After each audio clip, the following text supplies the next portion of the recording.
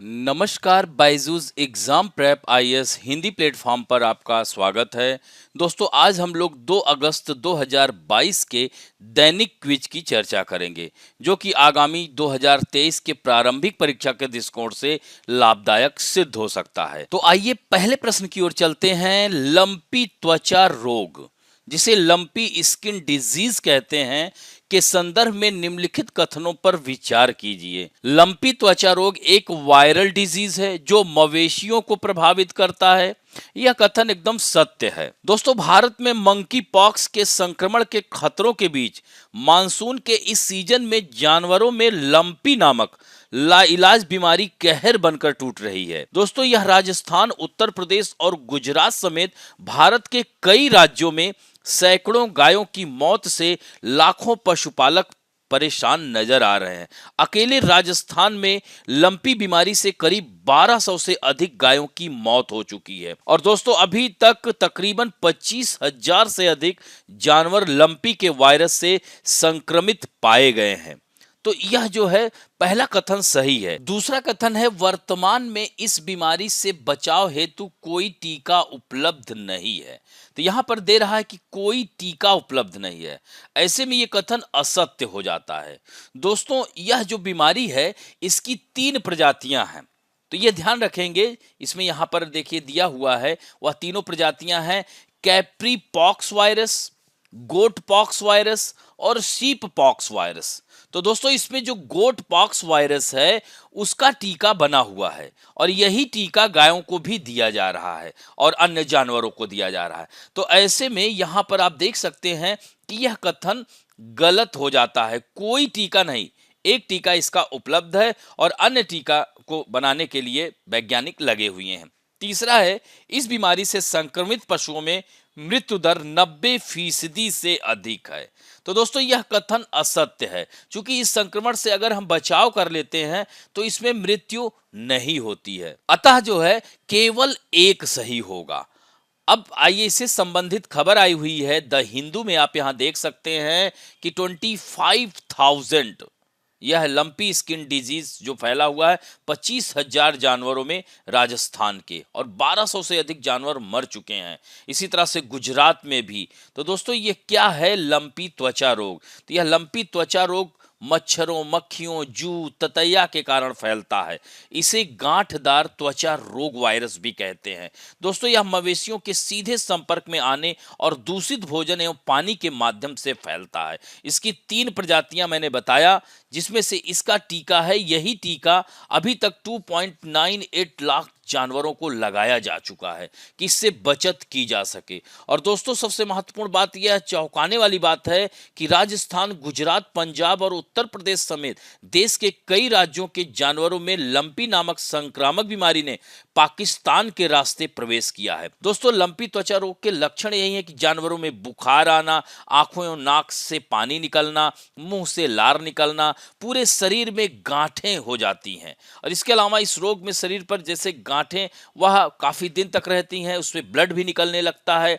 और दोस्तों, इस तरह से इस रोग के चलते मादा मवेशियों में बांझपन, गर्भपात, निमोनिया और लंगड़ापन इसे झेलना पड़ रहा है। दोस्तों, इससे बचने के उपाय यही हैं कि जानवरों को संक्रमित पशुओं से अलग रखना होगा।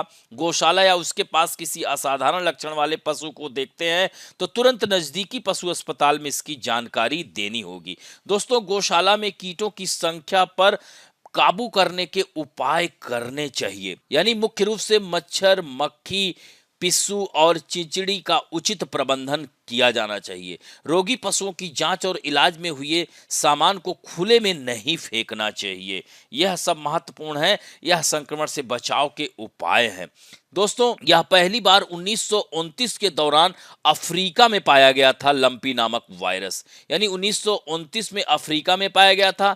पिछले कुछ सालों में यह बीमारी कई देशों के पशुओं में फैल गई और इस बीमारी ने साल 2015 में तुर्की, ग्रीस और 2016 में रूस जैसे देशों में तबाही मचाई। और जुलाई 2019 में लंपी को बांग्लादेश में देखा गया, जहां से यह कई एशियाई देशों में फैल रहा है। दोस्तों, 2019 से अब तक 7 एशियाई देशों में यह फैल चुका है। 2019 में भारत और चीन, 2020 में नेपाल, 2020 में ही ताइवान, भूटान, वियतनाम, हांगकांग में यह बीमारी फैली हुई है। अब बढ़ते हैं दूसरे प्रश्न की ओर, पिच ब्लैक अभ्यास। दोस्तों ये एक्सरसाइज है, इसके संबंध में निम्नलिखित कथनों में से कौन सा से सही है? यह रॉयल ऑस्ट्रेलियन एयरफोर्स द्वारा आयोजित एक वार्षिक बहुपक्षीय हवाई युद्ध प्रशिक्षण अभ्यास है।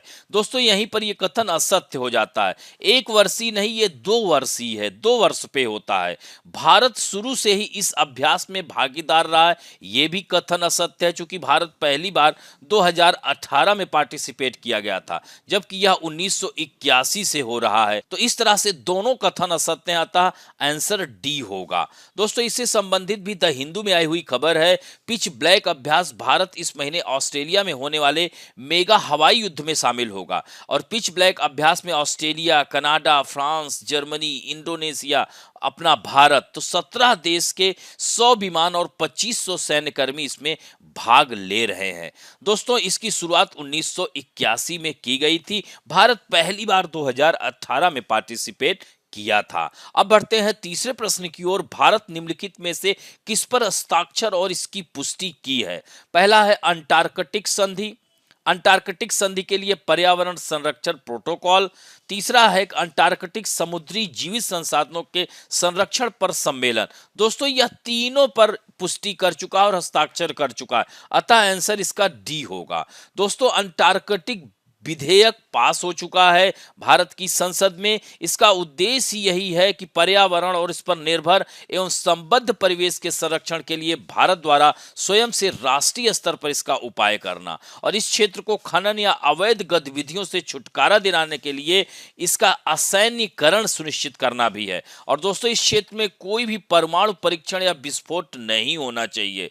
और दोस्तों अंटार्कटिका के बारे में अगर बात की जाए तो इसे श्वेत महाद्वीप कहा जाता है, इसे मूवेबल कॉन्टिनेंट कहा जाता है, इसे स्थानांतरणशील महाद्वीप कहा जाता है। और दोस्तों इसका 98% भाग बर्फ से ढका हुआ है। दोस्तों भारत के भी इस पर रिसर्च सेंटर हैं, क्योंकि इसे वैज्ञानिक अनुसंधानों की भूमि कहा जाता है। तो भारत के मैत्री, भारती और दक्षिण गंगोत्री, जिसमें वर्तमान में मैत्री और भारती नामक 2 परिचालन अनुसंधान केंद्र हैं। और भारत अंटार्कटिक ही नहीं, आर्कटिक में भी भारत का रिसर्च सेंटर है जिसका नाम है हिमाद्री। तो इस तरह से भारत विश्व का 11वां ऐसा देश है जिसके सेंटर आर्कटिक और अंटार्कटिक दोनों पर हैं। तो दोस्तों यहाँ पर आप देख सकते हैं अंटार्कटिक, यहाँ पर यह मैत्री दिख रहा है। इसी तरह से दक्षिण गंगोत्री भारती लार्समन की पहाड़ियों पर स्थित है। तो यह अंटार्कटिक महाद्वीप है। आप देख सकते हैं न्यूजीलैंड नजदीक है, ऑस्ट्रेलिया भी नजदीक है, इधर आप देख सकते हैं अर्जेंटीना नजदीक है, चिली भी यहां पर है, नजदीक है। तो इस तरह से आप देख सकते हैं साउथ अफ्रीका भी इसके नजदीक है। और दोस्तों इससे संबंधित जो खबर आई हुई है वह पीआईबी में आई हुई है। अब बढ़ते हैं न्यूनतम मजदूरी अधिनियम 1948 के निम्नलिखित प्रावधानों पर विचार कीजिए। इसमें अनुसूचित रोजगार में कार्यरत प्रवासी मजदूरों की न्यूनतम मजदूरी तय करने, समीक्षा करने और संशोधित करने का भी प्रावधान किया गया है। यह कथन एकदम सत्य है। दोस्तों इस संबंधित प्रशासन को 5 वर्ष से अधिक के अंतराल पर मजदूरी की न्यूनतम दरों को संशोधित करने के लिए बाध्य किया गया है। यह भी कथन सत्य, अतः आंसर सी होगा। इससे संबंधित पीआईबी में खबर आई हुई है। तो दोस्तों न्यूनतम मजदूरी अधिनियम भारत की संसद द्वारा पारित एक श्रम कानून है।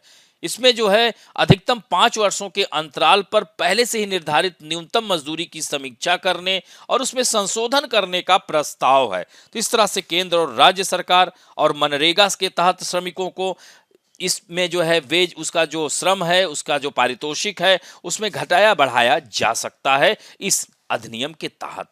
अब बढ़ते हैं 2019 में आया हुआ प्रश्न है, पंजीकृत विदेशी पोर्टफोलियो निवेशकों द्वारा उन विदेशी निवेशकों को जो स्वयं को पंजीकृत किए बिना भारतीय शेयर बाजार का हिस्सा बनना चाहते हैं, निम्नलिखित में से क्या जारी किया जाता है? जमा प्रमाण पत्र, वाणिज्यिक पत्र, वचन पत्र या सहभागिता पत्र? तो दोस्तों इसमें उत्तर होगा पार्टिसिपेटरी नोट, जिसे पी नोट भी कहा जाता है। तो दोस्तों इसमें पी नोट्स, जिसे सहभागिता कहते हैं, यह ओवरसीज डेरिवेटिव इंस्ट्रूमेंट है जिनके पास अपनी अंतर्निहित परिसंपत्तियों के रूप में भारतीय स्टॉक है और वे विदेशी निवेशकों को पंजीकृत किए बिना भारतीय एक्सचेंजों में सूचीबद्ध शेयरों को खरीदने की अनुमति देते हैं। और यहां पर दिया गया है जमा प्रमाण पत्र। तो यह जमा प्रमाण पत्र वाणिज्यिक बैंकों और विशेष वित्तीय संस्थानों द्वारा जारी किए गए अल्पकालिक उपकरण है जो एक पार्टी से दूसरे में स्वतंत्र रूप से हस्तांतरणीय है। जमा प्रमाण पत्र की परिपक्वता अवधि 91 दिन से 1 वर्ष तक होती है। इन्हें व्यक्तियों, सहकारी समितियों और कंपनियों को जारी किया जा सकता है। और वाणिज्यिक पत्र की अगर बात की जाए तो वाणिज्यिक पत्र या सीपी कंपनियों द्वारा आमतौर पर 1 वर्ष तक की अवधि के लिए धन जुटाने के लिए जारी किया गया एक अल्पकालिक ऋण साधन है। और यह एक असुरक्षित मुद्रा बाजार उपकरण है जिसे प्रॉमिसरी नोट के रूप में जारी किया गया था और इसे 1990 में पेश किया गया था। और दोस्तों, एक प्रतिज्ञा पत्र जिसे प्रॉमिसरी नोट या वचन पत्र, वह जो है वित्तीय साधन है जिसमें एक पक्ष द्वारा दूसरे पक्ष को एक निश्चित राशि का भुगतान करने का लिखित वादा होता है। अब बढ़ते हैं दोस्तों आज के फैक्ट ऑफ द डे में। लघु उपग्रह प्रक्षेपण यान जिसे SSLV कहा जाता है।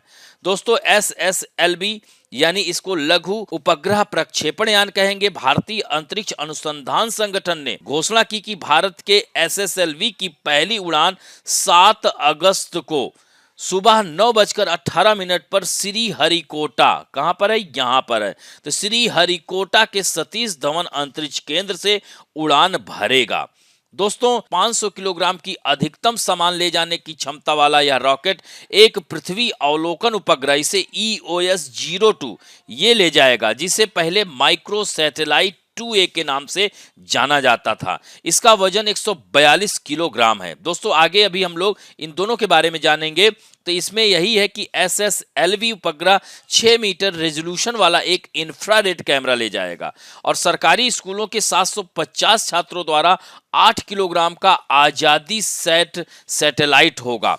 और इस परियोजना का महत्व यही है कि 75वीं वर्षगांठ के अवसर पर आजादी के अमृत महोत्सव के तहत इसे बनाया गया है। तो दोस्तों यह अपने सौर पैनलों और लंबी दूरी के संचार ट्रांसपोंडरों की फोटो लेने के लिए उपयुक्त होगा। और इसरो की 6 महीने की अवधि के मिशन वाली यह परियोजना आजादी के अमृत महोत्सव समारोह का ही हिस्सा है। तो दोस्तों इसमें लघु उपग्रह प्रक्षेपण यान है क्या? तो दोस्तों SSLV 3 चरणों वाला यह प्रक्षेपण यान है जिसे 3 ठोस प्रणोदन चरणों और एक टर्मिनल चरण के साथ कॉन्फ़िगर किया गया है। तो एक ठोस प्रणोदक रॉकेट चरण ईंधन के रूप में ठोस प्रणोदक का उपयोग करता है और टर्मिनल चरण एक तरल यानी लिक्विड प्रणोदक आधारित वेग ट्रिमिंग मॉड्यूल यानी VTM कहते हैं, वेलोसिटी ट्रिमिंग मॉड्यूल है। दोस्तों इसरो के अनुसार SSLV का व्यास 2.1 मीटर और लंबाई 34 मीटर है।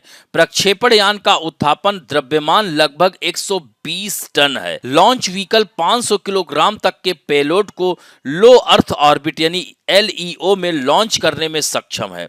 और SSLV की प्रमुख विशेषताएं कम लागत, कई उपग्रहों को समायोजित करने में लचीलापन, लॉन्च ऑन डिमांड, व्यवहार्यता, कम टर्न अराउंड समय यानी एक प्रक्रिया को पूरा करने में लगने वाला समय, न्यूनतम लॉन्च इंफ्रास्ट्रक्चर आवश्यकताएं और उद्योगों से उत्पादन दर में वृद्धि भी है। इसके अलावा SSLV में न्यूनतम लॉन्च पैड अधिभोग है जिसका अर्थ है कि वाहन का एकीकरण और उसके बाद के प्रक्षेपण को 24 घंटे के भीतर पूरा किया जा सकता है। SSLV में नैनो सैटेलाइट, माइक्रो सैटेलाइट और मिनी सैटेलाइट के लिए कई सैटेलाइट माउंटिंग विकल्प हैं। प्रक्षेपण यान 500 किलोग्राम वजन वाले एकल उपग्रह को 500 किलोमीटर की तलीय कक्षा में ले जा सकता है। SSLV 300 किलोग्राम वजन के पेलोड को सूर्य तुल्यकालिक कक्षा तक ले जा सकता है। और वेलोसिटी ट्रिमिंग मॉड्यूल एक पेलोड एडाप्टर से लैस है। पहले, दूसरे और तीसरे चरण को क्रमशः SS1, SS2, SS3 के रूप में जाना जाता है। दोस्तों गुंटर स्पेस पेज के अनुसार SSLV का पहला चरण अग्नि 3 और अग्नि 5 IRBM जिसे intermediate range ballistic missile motor से संबंधित है, लेकिन इसमें एक नया डिजाइन है। उपग्रहों को शुरू में सतीश धवन अंतरिक्ष केंद्र से SSLV के ऊपर लॉन्च किया जाएगा। हालांकि तीसरा प्रक्षेपण गुजरात के पास भारतीय पश्चिमी तट पर एक नए प्रक्षेपण स्थल से हो सकता है। एसएसएलवी D1 मिशन के हिस्से के रूप में एसएसएलवी माइक्रोसेट 2A और आजादी सेट को पेलोड के रूप में ले जाएगा। दोस्तों इसी में EOS-02 जिसे माइक्रोसेट 2A कहते हैं, तो माइक्रोसेट 2A एसएसएलवी के पहले प्रक्षेपण के लिए परीक्षण पेलोड के रूप में इसरो द्वारा विकसित एक छोटा पृथ्वी अवलोकन उपग्रह है। यह उपग्रह, जिसे EOS-02 के नाम से भी जाना जाता है, माइक्रोसैट TD पर आधारित है, जो पृथ्वी का अवलोकन करने वाला उपग्रह भी था और यह अंतरिक्ष में भारत का 100वां उपग्रह था और रात में तस्वीरें लेने की क्षमता रखता था। तो यह भी महत्वपूर्ण है। तो इस तरह से आज का अंक यहीं पर समाप्त करते हैं। आशा करता हूं कि आज का वीडियो आप लोगों को अच्छा लगा होगा और यदि अच्छा लगे तो प्लीज लाइक, शेयर, सब्सक्राइब और बेल आइकन दबाना ना भूलें। धन्यवाद।